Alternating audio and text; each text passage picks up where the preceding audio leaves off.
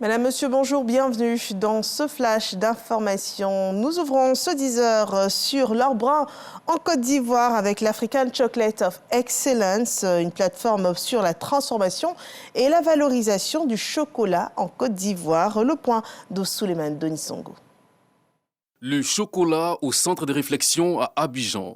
Des acteurs et promoteurs de ce produit agricole veulent porter à la connaissance du public les valeurs thérapeutiques et énergétiques du chocolat. Une occasion pour les initiateurs de saluer les efforts des paysans. Un bon cacao donne du bon chocolat. Donc il faut remettre le paysan ivoirien au centre du débat. La Côte d'Ivoire se veut maîtresse de toute la filière, de la cabosse jusqu'à la tablette. Donc ce concours-là répond un peu à cette préoccupation. Aujourd'hui, nous souhaitons en Côte d'Ivoire faire mieux, un cacao plus savoureux, qui sent bon, qui est sucré, de qualité, d'exception. Venu de l'Équateur, Roméo Tania est engagée dans la promotion du chocolat. Foulant le sol ivoirien pour la première fois, elle juge noble la tenue du présent événement en soulignant les bienfaits du chocolat. La consommation du cacao et ses dérivés comportent assez de vertus. C'est un bon produit. Les plantes ont une vertu médicinale. Elles combattent le métabolisme et procurent de l'énergie à l'organisme. Elles servent aussi d'ingrédients pour la fabrication des produits cosmétiques, sans oublier toutes les opportunités économiques qu'elles regorgent.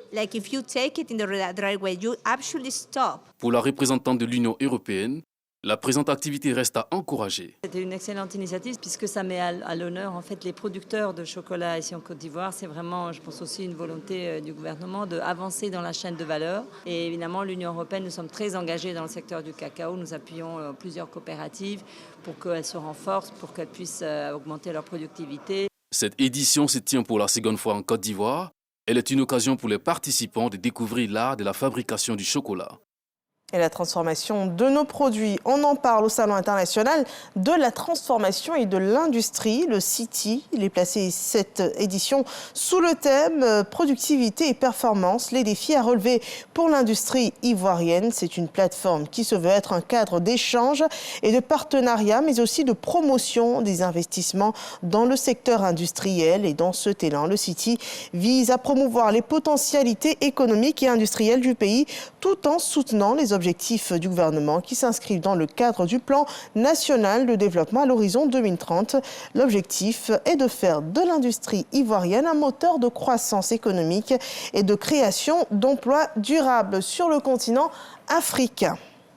Nous poursuivons avec du sport. Ce 19 novembre sonne la 6e phase éliminatoire pour la CAN 2025 et la Côte d'Ivoire affronte ce jour sur son territoire le Tchad. Le match est prévu pour 16h au stade Félix Houphouët-Boigny d'Abidjan. Un match sur lequel les éléphants de Côte d'Ivoire, bien que qualifiés, sont très attendus. Après 2 défaites successives et sur cette attente des supporters, le sélectionneur Emas Faé a promis tout donner pour sortir le vrai visage de la Côte d'Ivoire, dit-il. Il s'exprimait au cours d'une conférence de presse, donc la conférence de presse d'avant-match.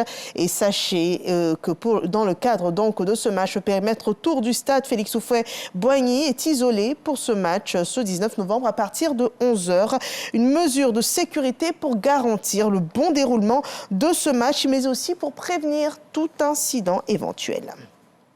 L'actualité sur notre continent avec le chef principal du parti d'opposition, Abdirahmane Mohamed Abdoulaye, dit Hiro, qui a été élu président du Somaliland, a annoncé ce mardi la commission électorale locale avec 63,92% des suffrages. Cet ancien diplomate âgé de 68 ans dévance largement le président sortant, Muse Bihi, qui a obtenu 34,81% et qui est au pouvoir depuis 2017. Notez que le Somaliland a déclaré unilatéralement son indépendance de la Somalie en 1991 et il fonctionne depuis en autonomie avec ses propres monnaies, son armée, sa propre police et il n'est toujours pas reconnu par aucun pays. Sur la scène internationale, ce jour marque aussi le 1000e jour du conflit armé entre la Russie et l'Ukraine. Donc depuis 1000 jours, les Russes et les Ukrainiens s'affrontent après l'offensive décidée par Vladimir Poutine le 24 février 2022. Et à ce jour, l'Ukraine soutient toujours qu'elle ne se soumettra jamais à la Russie, jugeant que la sécurité ne peut être rétablie sans le rétablissement de l'intégrité territoriale et de la souveraineté de l'Ukraine. Et après le feu vert américain pour l'utilisation par Kiev de missiles de longue portée contre la Russie. Le Kremlin a lui mis en garde hier contre une nouvelle escalade et promet une réponse appropriée en cas de tir de missiles de longue portée contre son territoire. Et nous terminons avec cette information de la justice hongkongaise qui a condamné ce mardi 45 militants pro-démocratie reconnus coupables de subversion à des peines de prison allant jusqu'à 10 ans à l'issue du plus grand procès organisé à Hong Kong pour atteinte à la sécurité nationale. Ils ont été reconnus coupables d'avoir organisé une primaire officieuse destinée à sélectionner des candidats de l'opposition en vue des législatives. Voilà qui met un terme à ce flash d'information. Merci de nous avoir suivis et on se retrouve à 13h pour le journal.